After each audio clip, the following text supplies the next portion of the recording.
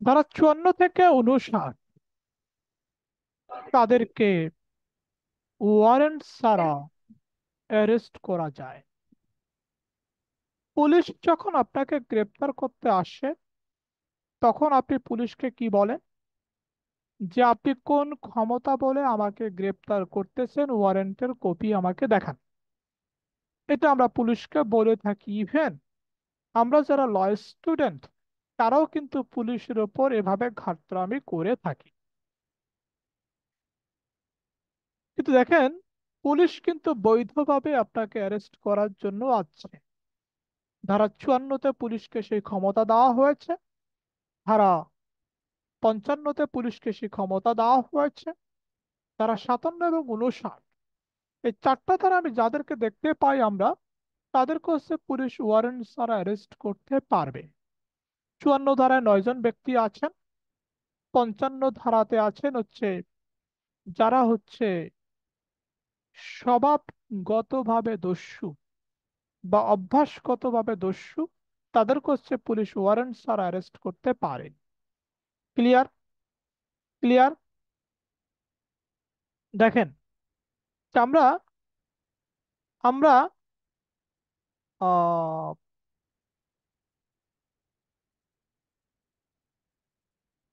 দেখেন, আমরা যদি 55 ধারা, তাহলে কাদেরকে দেখি? এটা আমরা দেখলাম, রাইট? এইবার আসেন 57 ধারায়।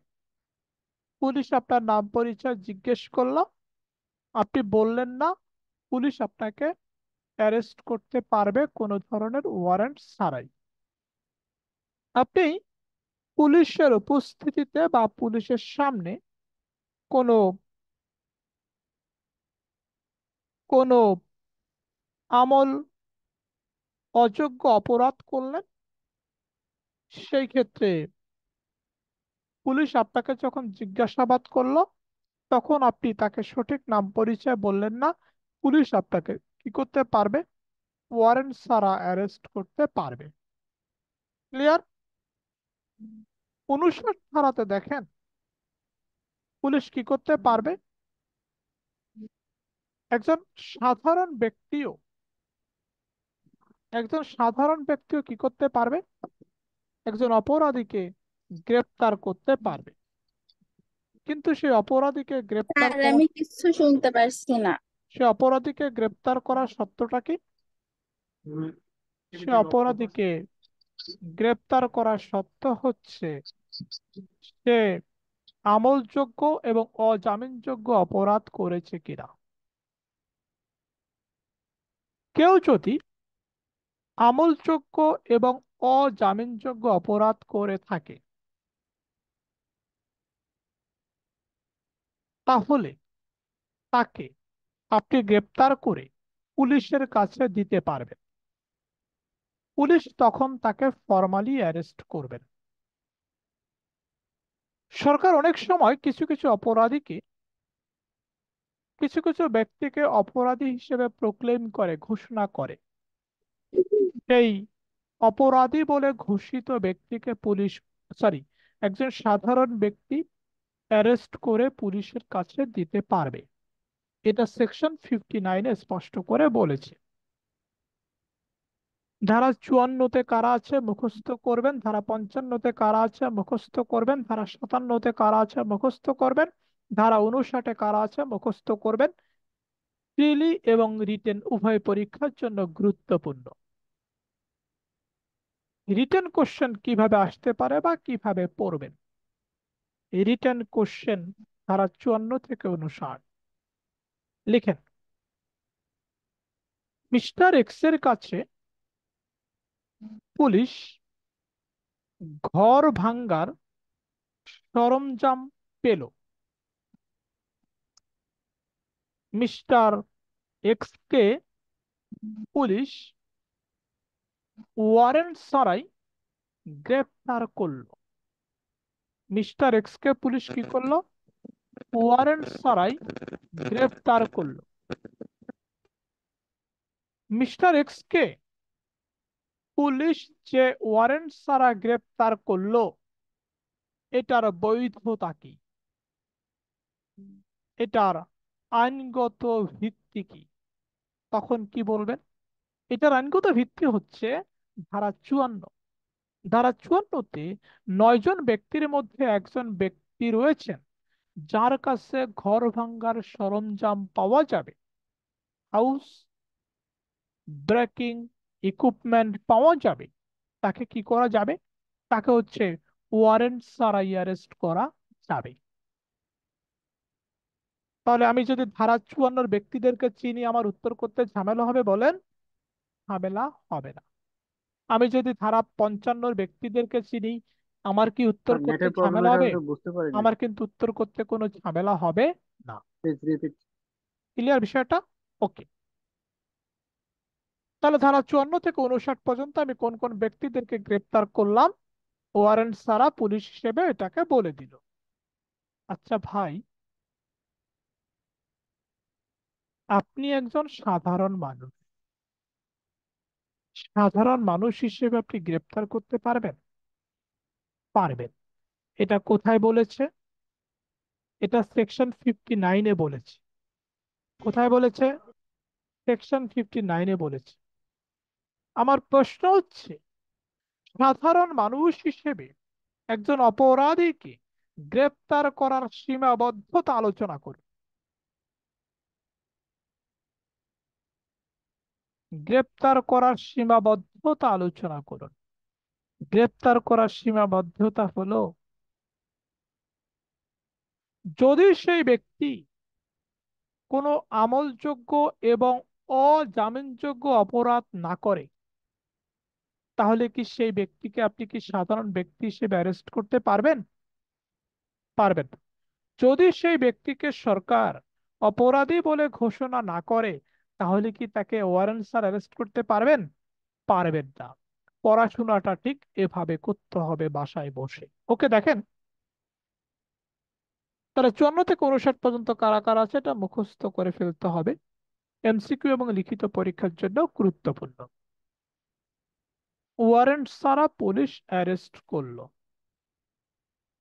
অ্যারেস্ট করার পরে কি করবে? জামাই আদর করবে? না। অ্যারেস্ট করার পরে পুলিশ পুলিশ কাস্টডিতে নিয়ে যাবে, পুলিশ হেফাজতে নিয়ে যাবে।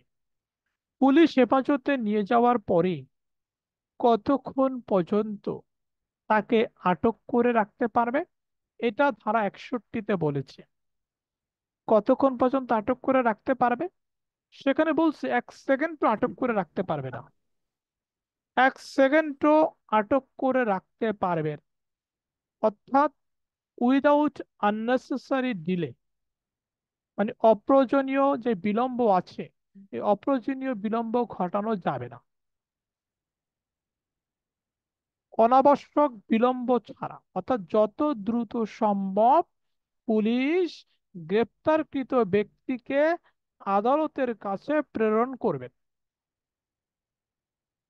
যত দ্রুত সম্ভব। তা না হলে পুলিশ, প্রশ্ন হচ্ছে তাহলে পুলিশ সর্বোচ্চ কতক্ষণ পর্যন্ত গ্রেপ্তারকৃত ব্যক্তিকে থানার হেফাজতে রাখতে পারবে? প্রশ্ন জাগে না? প্রথম অপশন, যত দ্রুত সম্ভব আদালতে প্রেরণ করবে। দ্বিতীয় অপশন, লিখে রাখেন, দ্বিতীয় অপশন, সর্বোচ্চ 24 ঘন্টা পর্যন্ত। তৃতীয় অপশন, আমরা একটু 61 ধারার মধ্যে যাই। আমার মন একটা, প্রেম করি চারটা, আমার এক মনের ভিতরে চারজনের বসবাস। দেখেন, ধারা 61-তে যান। ধারা 61-র পেটের মধ্যে আরেকটা বাচ্চা আছে, বাচ্চার নাম হচ্ছে 167 আছে কিনা দেখেন। তাই মিয়া, ধারা 61-র মধ্যে 167 আছে? মাথা ঝুলান না, কিছুই করেন না, বুঝি না কিছু। আছে স্যার, আছে জি আছে আছে, স্যার। গুড, আছে। কথা বলার দরকার নেই, মাথা ঝুলাইবেন খালি। নাহলে তো আমি, মানে আমি নিজেই পাগল হয়ে যাই, কি ব্যাপার? আপনারা শুনতে পান নাকি আমি বইলা যাচ্ছি কোনটা? এই যে পাপিয়া সুলতান আপু মুসকি মুসকি হাসে, হাবিবা কাকন আপু মুসকি মুসকি হাসে, ওনারা কি আসতে পারেন না আপনারা? হ্যাঁ, ওকে, যাই হোক। নেটের সমস্যা করেছেন, মাঝে তাহলে মধ্যে শোনা দেখেন যাচ্ছে না। তাহলে দেখেন যে কি দাঁড়ালো বিষয়টা। 61 ধারার মধ্যে আমাদের কোন ধারা রয়েছে? 61 ধারার মধ্যে হচ্ছে আমাদের 167 ধারা রয়েছে। কত রয়েছে? 167, 167 ধারা রয়েছে। আমরা একটু 161 ধারা, সরি, আমরা আমরা একটু 61 ধারা পড়বো। মানে আজকে 161 ধারার অনেক কিছু আদালতে কোর্টে পড়ছি তো, খালি 161 মনে হইতেছে। আচ্ছা, 61 ধারাটা একটু পড়েন তো পাপিয়া আপু, 61 ধারাটা একটু পড়েন। সো সরি, আগামীকালকে আমার ডিফেন্স, আমি বাড়ির বাইরে আছি, তো আমার কাছে বই নেই। হাবিবা কাকন আপু। ভাইয়া, সেকশন 61-তে বলছে গ্রেপ্তারকৃত ব্যক্তিকে 24 ঘন্টার বেশি আটক রাখা যাবে না। এখানে হচ্ছে বিনা পরোয়ানায় গ্রেপ্তারকৃত ব্যক্তিকে গ্রেপ্তারের স্থান থেকে ম্যাজিস্ট্রেটের নিকট যাওয়ার সময় বাদ দিয়ে 24 ঘন্টার বেশি সময় আটক রাখা যাবে না, এটা বলছে। আপনার কাছে কি মূল বইটা আছে? না ভাইয়া। মূল বই কার কাছে আছে? মূল বই কি আপনারা চিনেন আসলে ভাই? আমার কাছে মনে হয় এক সেট মূল বই আপনাদের সবাইকে পাঠিয়ে দিই বানায় বানায়। আচ্ছা, মূল বই কার স্যার কাছে? আমার কাছে আছে। আচ্ছা, পড়েন তো। স্যার আমার কাছে পড়েন। স্যার, বিনা 61 পরোয়ানায় ধারাটা পড়বো। হ্যাঁ, 61 ধারা পড়েন। 61।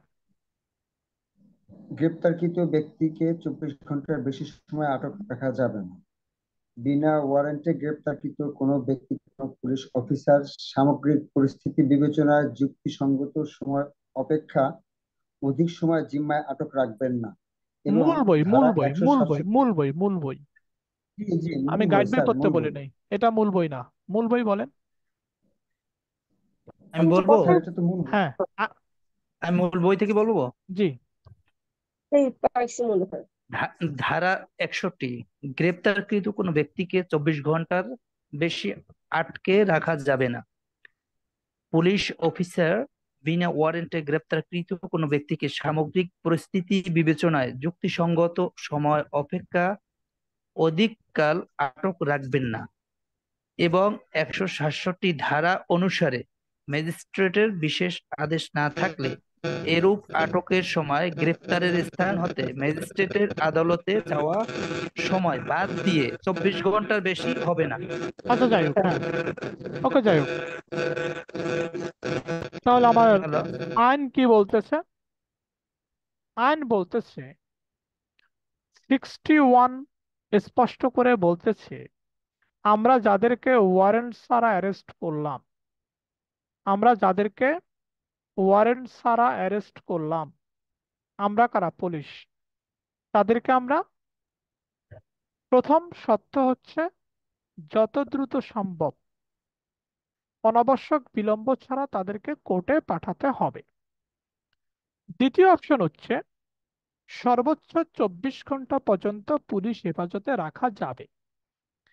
তৃতীয় অপশন 167 ধারা অনুসারে যদি ম্যাজিস্ট্রেটের কোনো স্পেশাল অর্ডার থাকে, মানে ডিম থেরাপি, বুঝেন না, রিমান্ড।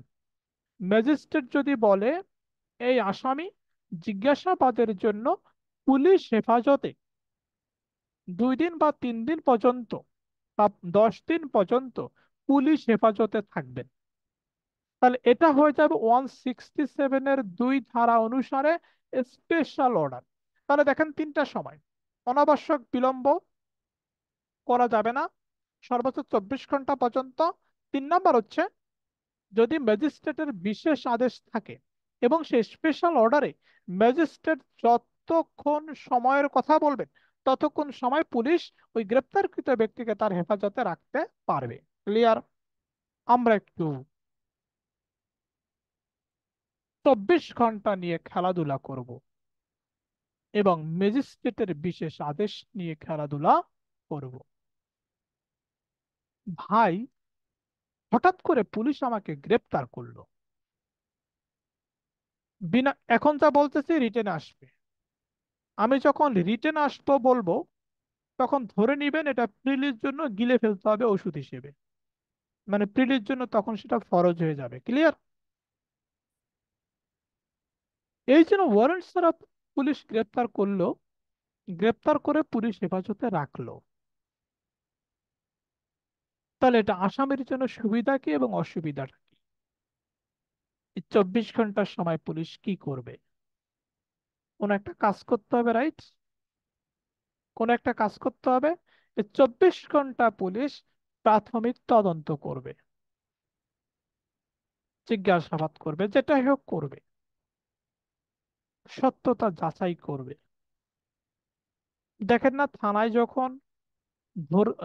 যখন নিয়ে যায় ধরে, তখন আবার কয়েক ঘন্টা পরে পুলিশ আবার ছেড়ে দেয়। আমরা দেখি না এটা? দেখি কিনা?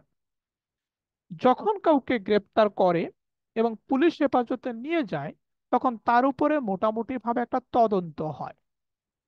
তদন্ত হওয়ার পরে সে রিপোর্টটা আমরা চলে যাব 61+168, 168, 168 ধারাতে চলে যাব। এই রিপোর্টটা তখন কি করে, থানার যেই যেই পুলিশ অফিসার হচ্ছে তদন্ত করে, সে পুলিশ অফিসার কি করে, সে পুলিশ অফিসার হচ্ছে এই রিপোর্টটা থানার ভারপ্রাপ্ত কর্মকর্তাকে দেয় 168 ধারা অনুসারে। 168, 168 ধারাতে কার কাছে দিল? এই ভাই, কার কাছে দিল?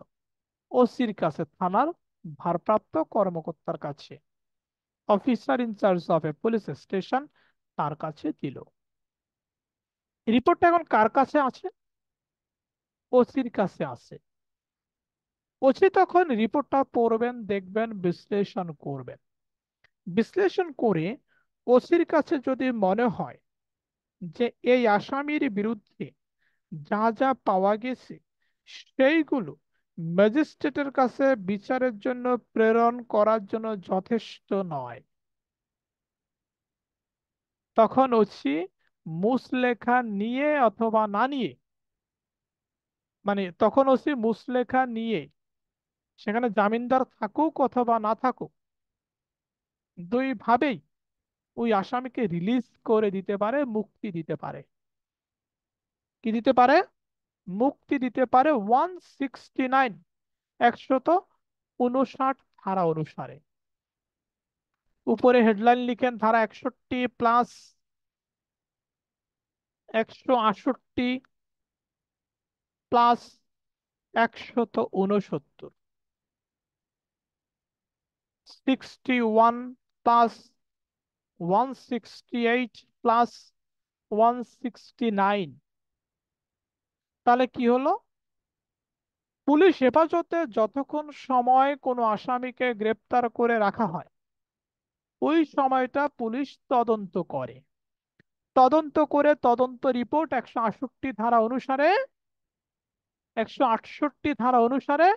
থানার ভারপ্রাপ্ত কর্মকর্তাকে দেওয়া হয়।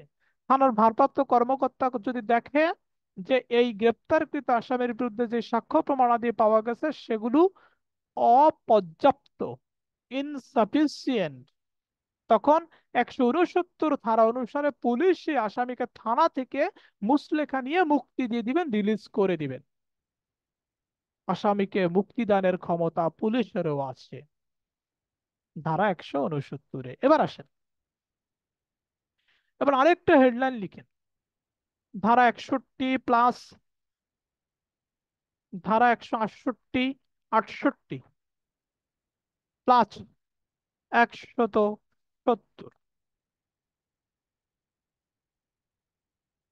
60, 61+168+170, মানে 61 এবং 168 ঠিক থাকবে, সাথে যোগ হবে 170। 61 ধারাতে পুলিশ একশো কার কাছে আছে? একশো 61 ধারাতে পুলিশ কার কাছে 61-র আছে? আগে কি 61 ধারাতে 61-র আগে কি পুলিশ 60 হবে? 60? 61, 168, 170, স্ক্রিনে তাকান সবাই। দেখেন 61 ধারাতে 61-এ গ্রেপ্তার করে পুলিশ হেফাজতে রাখে, এই সময়টা তদন্ত করে, তদন্ত রিপোর্ট 168 ধারা অনুসারে থানার ভারপ্রাপ্ত কর্মকর্তার নিকট দেয়। থানার ভারপ্রাপ্ত কর্মকর্তার নিকট এখন তদন্ত রিপোর্টটা আছে। থানার ভারপ্রাপ্ত কর্মকর্তা সেই তদন্ত রিপোর্ট বিশ্লেষণ করে যদি দেখে যে আসামির বিরুদ্ধে সাক্ষ্য প্রমাণাদি মোটামুটি ভাবে পাওয়া গেছে বা সন্দেহ হচ্ছে বা আসামির বিরুদ্ধে প্রাপ্ত সাক্ষ্য প্রমাণাদি বিচারে প্রেরণ করার জন্য যথেষ্ট, তখন 170 ধারা অনুসারে পুলিশ আসামিকে ম্যাজিস্ট্রেটের কাছে প্রেরণ করিবে। 169 ধারাতে পুলিশ আসামিকে মুক্তি দিয়ে দিল, 170 ধারাতে পুলিশ আসামিকে ম্যাজিস্ট্রেটের কাছে বিচারের জন্য প্রেরণ করলো। আমি বুঝতে পারছি? ওকে, এবার আসেন ধারা 87 থেকে 89। ধারা 87 থেকে 89-তে চলে আসেন। সেকশন 87 থেকে 89, 87 থেকে 89।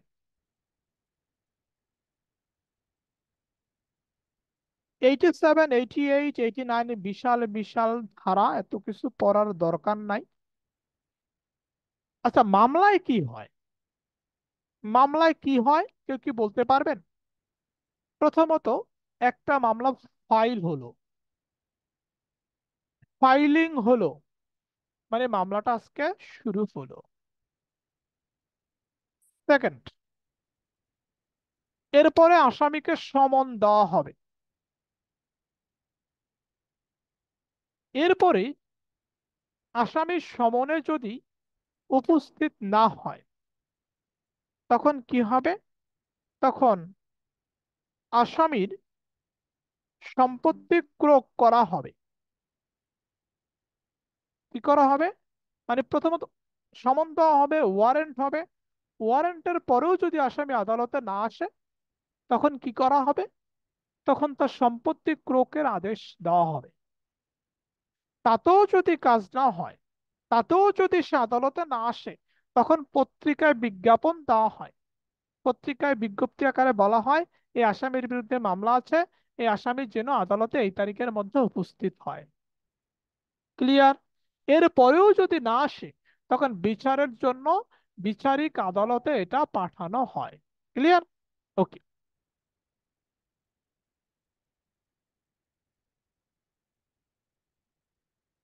ধারা 87-তে বলছে আসামিকে আদালতে, যে ব্যক্তি হচ্ছে পলাতক, মানে হচ্ছে ব্যক্তির নামে ওয়ারেন্ট হয়েছে, দেখা গেল সেই ব্যক্তি আদালতে উপস্থিত হচ্ছে না বা হবেও না এমন একটা বিষয়, তখন তাকে কমপক্ষে 30 দিন সময় দেওয়া হয় আদালতে হাজির হওয়ার জন্য। এটাকে বলে হুলিয়া জারি, প্রোক্লেমেশন বলে, হুলিয়া জারি। মানে মানে আসামিকে বলা হয় আপনি 30 দিনের মধ্যে আদালতে আসবেন। 87 ধারায় এতে যদি কাজ না হয় তখন 88 ধারায় আসামির সম্পত্তি ক্রোকের আদেশ দেওয়া হয়। 88 ধারায় সম্পত্তি ক্রোকের আদেশ দেওয়া হয়। আসামি হচ্ছে প্রদীপ বিশ্বাস, কিন্তু সম্পত্তি ক্রোক করা হলো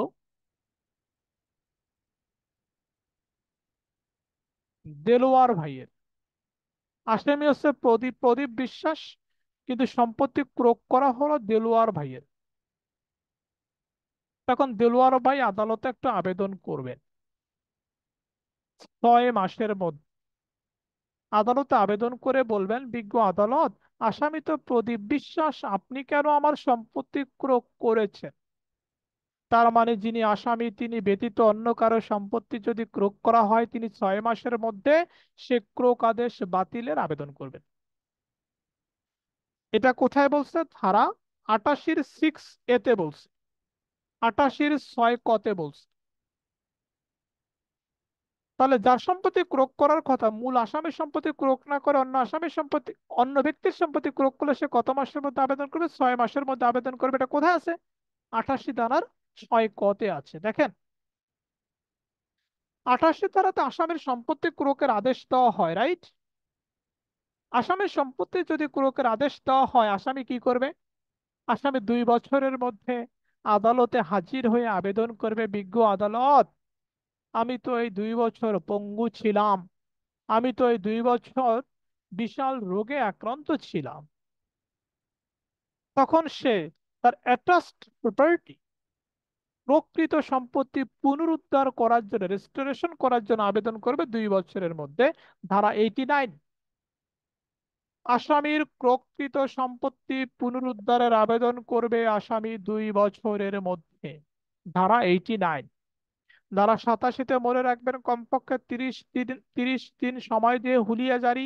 ধারা 88-তে মনে রাখবেন আসামি ব্যতীত অন্য কারো সম্পত্তি ক্রোক করা হলে সে 6 মাসের মধ্যে আবেদন করবে সেই ক্রোকি সম্পত্তি উদ্ধারের জন্য।